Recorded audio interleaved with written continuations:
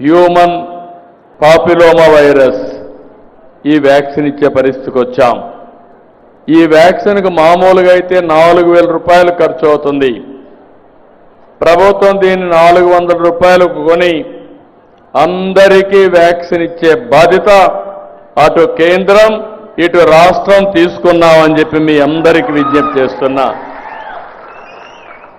దీనికి కూడా ఒక ప్రాధాన్యత క్రమంలో తీసుకోవాలని ఎవరైతే 10th class 9th class 10th క్లాసులో ఉండి 14-15 సంవత్సరాల వయసు ఉండే పిల్లలందరికీ ఇవ్వాలని ఫేజ్ 1లో ఒక కార్యక్రమం పెట్టుకున్నాం.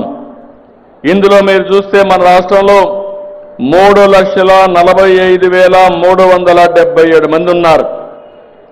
ఒక్క విజయనగరంలో 11,985 మంది ఉన్నారు. ఇంకో పక్కన మీరు చూస్తే